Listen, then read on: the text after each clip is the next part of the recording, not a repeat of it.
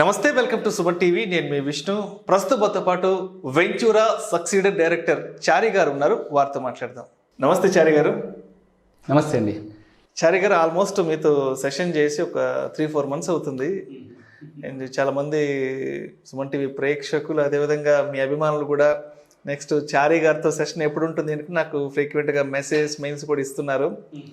అయితే ఇవాళ పర్టికులర్గా ఒక టాపిక్ గురించి మాట్లాడదామని ఫిక్స్ అయిపోయాను. ఎందుకంటే రీసెంట్ టైమ్స్లో మీలాంటి ఫైనాన్షియల్ ఎక్స్పర్ట్స్తో మాట్లాడుతున్నప్పుడు ఒక పదం ఫ్రీక్వెంట్గా వింటున్నాను, ఫైనాన్షియల్ ఫ్రీడమ్.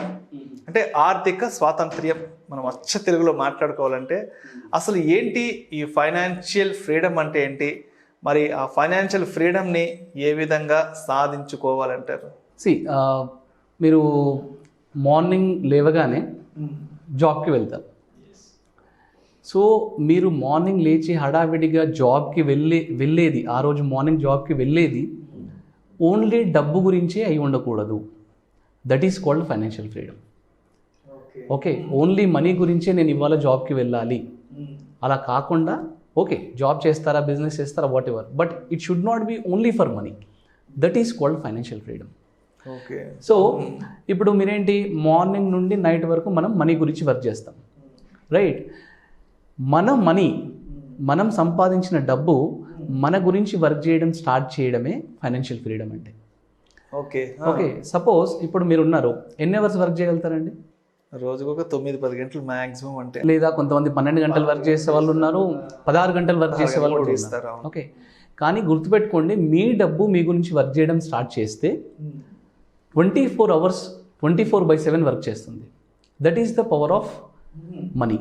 సో మన డబ్బు మన కోసం పనిచేస్తూ ఉండాలి. That is called financial freedom. ఏ రోజైతే మీ డబ్బు మీ గురించి మనీ వర్క్ చేయడం స్టార్ట్ చేస్తుందో అది 24/7 వర్క్ చేస్తుంది. ఓకే, బేసిక్గా ఫైనాన్షియల్ ఫ్రీడమ్ అనేది అందరికి వస్తుందండి. కాకపోతే ఏమవుతుంది అంటే ఏ 60లోనో, ఏ 65లోనో, 58లోనో, 70లోనో ఇలా వస్తుంది.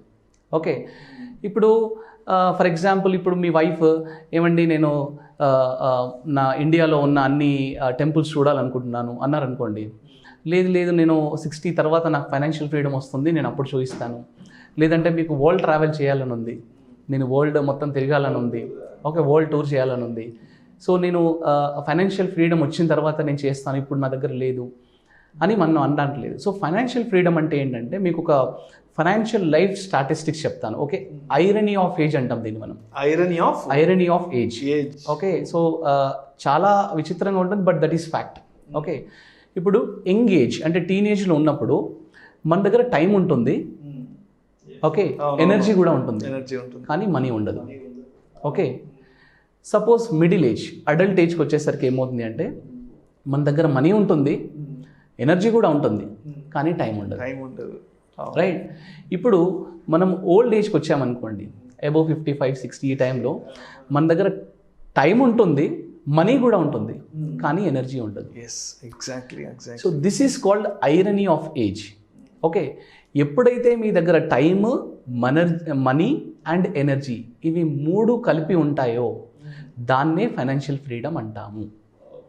That is called financial freedom. Okay, so ఇప్పుడు ఈ ఫైనాన్షియల్ ఫ్రీడమ్ రావాలంటే ఏం చేయాలి? ఓకే, మన దగ్గర టైమ్, మనీ, ఎనర్జీ ఇవి 3 ఉన్నప్పుడే మన అన్నీ ఒకే టైంలో ఉండాలి అంటే ఏం చేయాలి? ఓకే, సో చాలామందికి ఒక అపోహ ఏముందంటే, ఎక్కువ డబ్బులు సంపాదించే వాళ్ళకు ఫైనాన్షియల్ ఫ్రీడమ్ తొందరగా వస్తుంది అనుకుంటారు. తప్పు. ఫైనాన్షియల్ ఫ్రీడమ్ ఎప్పుడు వస్తుందంటే కరెక్ట్గా ప్లాన్ చేసిన వాళ్ళకు. అంటే నేను ఇది ప్రాక్టికల్గా నా దగ్గర ఉన్న నా క్లయింట్స్ని చూసి నేను చెప్తున్నాను. ఓకే, శాలరీ తక్కువ ఉన్నా సరే ఇవాళ వాళ్ళ దగ్గర కన్సిస్టెంట్గా లాస్ట్ 7.5 years నుంచి ఇన్వెస్ట్ చేస్తున్న వాళ్ళు, వాళ్ళ శాలరీలు 60,000, 70,000, 1 lakh ఉన్న వాళ్ళు కూడా, ఓకే వాళ్ళు కన్సిస్టెంట్గా మార్కెట్స్ని చూడకుండా ఇన్వెస్ట్ చేసుకుంటూ వచ్చి ఇవాళ ఒక వెల్త్ క్రియేషన్ చేసుకున్నారు. ఒక 80 lakhs, 90 lakhs, 1 crore, 1.2, 1.5 ఇలా అక్యుములేట్ చేసి పెట్టుకున్నారు. ఒకసారి ఒక 1 crore అక్యుములేట్ అయింది అనుకోండి, ఒక బిలో 1 lakh శాలరీ వాళ్ళకి, yes your financial freedom is done, it's completed. But మనం ఏం చేయాలి దానికంటే, financial life goals pyramid set చేసుకోవాలి. ఓకే, బేసిక్గా వ్యూవర్స్ కింద డిస్క్రిప్షన్లో ఈ ఫైనాన్షియల్ గోల్స్ పిరమిడ్ అనే నేను ఒక PDF ఫైల్ ఇచ్చాను. ఆ ఫైల్ చూసుకుంటూ వీడియో ఉంటే ఇంకా చాలా కరెక్ట్గా ఉంటుంది. ఓకే, మనీ 2 విధాలుగా ఉపయోగపడుతుందండి. ఒకటి, you have to consume that, okay, or you have to conserve that. అంటే వినియోగించుకోవడము లేదా సంరక్షించుకోవడం. ఓకే, వినియోగించుకోవడం అంటే ఏంటి? మన లైఫ్ టైంలో మనం వినియోగిస్తున్నాం మనీని. లేదా సంరక్షణ, ఎందుకు సంరక్షిస్తున్నాం? మన పిల్లలకి లెగసీ ఇవ్వడానికి సంరక్షిస్తున్నాం. Either you have to consume or conserve. మీరు కన్జ్యూమ్ చేయాలన్నా ఇదే పిరమిడ్లోకి వస్తుంది, కన్జర్వ్ చేయాలన్నా ఇదే పిరమిడ్లోకి వస్తుంది. సో ఈ పిరమిడ్ ఏం చెప్తుంది అంటే needs, wants, dreams and legacy. So ఈ స్టెప్ బై స్టెప్ వెళ్ళాలి అని చెప్తుంది. ఓకే, నీడ్స్ అంటే ఏంటి? డైలీ ఎక్స్పెన్సెస్, ఓకే, మన మ్యాండేటరీ ఎక్స్పెన్స్, నిత్యావసరాలు. ఓకే, మన రెంట్ కట్టుకోవాలి, మన ఇన్సూరెన్సెస్ కట్టుకోవాలి, ట్యాక్సెస్, ఇవన్నీ డైలీ నీడ్స్. ఫుడ్, క్లాత్స్, ఇవన్నీ daily needs, right. Next wants. Wants అంటే ఏంటి? నాకు కొంచెం good house, okay, I want a better car, I want to send my children to good education ఇవ్వాలి చిల్డ్రన్స్కి. సో బెటర్, అన్నీ better అనేది next స్టెప్లోకి వస్తుంది. తర్వాత డ్రీమ్స్. డ్రీమ్స్ అంటే ఏంటి? Nothing but financial freedom. అంటే డ్రీమ్స్ అంటే I want to do a holiday, I want to go for a world travel, okay, నాకు చారిటీ చేయాలని ఉంది. This is also one of the dream. Okay, so dreams చాలా మందికి ఉంటాయండి. Financial freedom achieve అవ్వాలని చాలా మందికి ఉంటాయి, డ్రీమ్స్ ఉంటాయి. కానీ కొంతమంది అచీవ్ అవుతున్నారు. ఎందుకంటే వాళ్ళ దగ్గర డబ్బు లేక కాదు, వాళ్ళ దగ్గర ప్లానింగ్ లేక. ఓకే, రైట్ డైరెక్షన్లో ప్లానింగ్ చేయాలి. దీనికి మనం ఏం చేయాలంటే డ్రీమ్ ప్రాక్టీస్ పెట్టుకోవాలి. What is this dream practice? Okay, dream practice అంటే ఏంటంటే we call it as SLGR formula అంటాం దీన్ని మనం. Okay, S stand for security, L stand for liquidity, G stand for growth and R stand for review. Okay, security, in terms of సెక్యూరిటీలో health insurance, life insurance తీసి పక్కన పెట్టేస్తాం అనుకోండి, ఒక 1 crore ఇవి తీసి పక్కన పెట్టేస్తాం అనుకోండి, సో దట్ మనకి ఎలాంటి ఎమర్జెన్సీలోనైనా సరే మన గ్రోత్ని మనము తీసుకోవాల్సిన అవసరం పడదు. ఫర్ ఎగ్జాంపుల్, నేను మా ఓన్ కస్టమర్ గురించి చెప్తాను. ఆయన ఇన్వెస్ట్ చేసుకుంటూ వచ్చారు, ఇన్సూరెన్సెస్ని నెగ్లెక్ట్ చేశారు. కోవిడ్ టైంలో ఏం జరిగింది? సో వాళ్ళకి అంటే పేరెంట్స్కి హెల్త్, ఇప్పుడు ఎంత మనము అది గోల్డ్ కొన్నా, ల్యాండ్ కొన్నా, మన దగ్గర మ్యూచువల్ ఫండ్స్లో డబ్బులున్నా, ఏమున్నా సరే ప్రాపర్ ప్లానింగ్ లేదనుకోండి, ఈ సెక్యూరిటీ నెగ్లెక్ట్ చేసామనుకోండి, ఏమవుతుంది? ఆ డబ్బులన్నీ తీసి అక్కడ యూజ్ చేయాల్సి వస్తుంది. ఓకే, ఫస్ట్ ఆఫ్ ఆల్ సెక్యూరిటీని సెట్ చేసేసుకొని, తర్వాత లిక్విడిటీ, ఎమర్జెన్సీ ఫండ్ క్రియేట్ చేసి పెట్టుకోవాలి. ఎలాంటి పరిస్థితుల్లో కూడా, ఫర్ ఎగ్జాంపుల్ జాబ్ లాస్ అయింది, అన్సర్టనిటీ ఏ రూపంలో రావచ్చు. కోవిడ్ టైంలో చాలామందికి జరిగింది ఇది. ఓకే, దీనికి ఒక 3 months, 5 months ఆర్ 6 months శాలరీస్ని పక్కన పెట్టేస్తే, అంటే సెక్యూరిటీ, లిక్విడిటీ చాలా స్ట్రాంగ్ ఉందనుకోండి, మనం గ్రోత్ని డిస్టర్బ్ చేయాల్సిన అవసరం పడదు. గుర్తుపెట్టుకోండి, గ్రోత్ ఈజ్ వెరీ ఇంపార్టెంట్. అది కన్సిస్టెంట్గా వెళ్తూ ఉండాలి. దానికి మధ్యలో డిస్టర్బెన్స్ దేని ద్వారా వస్తుంది? ఏదైనా ఎమర్జెన్సీస్ ద్వారా. సో సెక్యూరిటీ, లిక్విడిటీ పక్కన పెట్టేసుకుంటే గ్రోత్ డిస్టర్బ్ అవ్వకుండా ఉంటుంది. ఓకే, దీన్ని రెగ్యులర్గా రివ్యూ చేస్తూ ఉండాలి. సో SLGR, ఈ స్ట్రాంగ్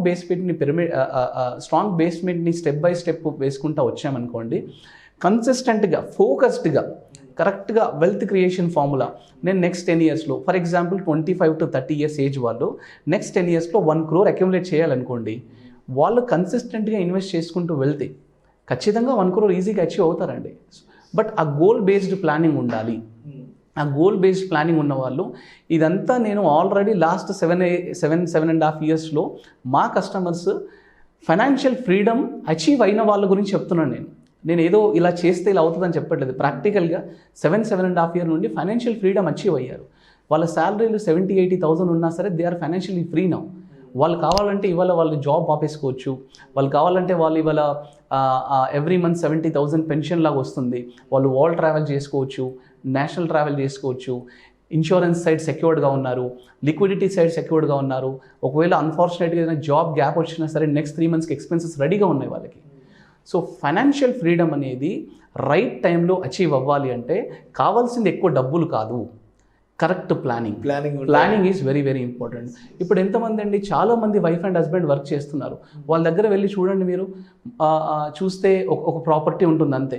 ఎప్పుడు చూసినా హోమ్ లోన్, కంటిన్యూగా హోమ్ లోన్కి కట్టుకుంటాం, ఆ ట్రాప్లో పడిపోయి ఉంటారు.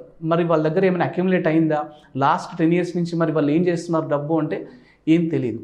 ఎందుకంటే వాళ్ళ దగ్గర డబ్బు లేక కాదు, కరెక్ట్గా ప్లానింగ్ లేక. ఓకే, ఫైనాన్షియల్ ఫ్రీడమ్ అనేది రైట్ టైము, ఎనర్జీ, మనీ అన్నీ ఉన్నప్పుడే రావాలి. ఎప్పుడో 60లో 70లో వస్తే దాన్ని ఫైనాన్షియల్ ఫ్రీడమ్ అన్నారు. దాన్ని రిటైర్మెంట్ అంటారు, retirement. Right? So financial freedom అంటే ఇది. దీన్ని అచీవ్ అవ్వాలంటే ఇలా ప్లానింగ్ చేసుకోవాలండి. థ్యాంక్ యూ సో మచ్ చారి గారు. నేను ఎప్పటి నుంచో అడగదాం అనుకుంటున్న ఈ ఫైనాన్షియల్ ఫ్రీడమ్ అనే అంశం గురించి మా ప్రేక్షకులకు చాలా డీటెయిల్డ్గా, చాలా సావధానంగా ఎక్స్ప్లెయిన్ చేశారు. Thank you so much sir. Thanks అండి. Thank you.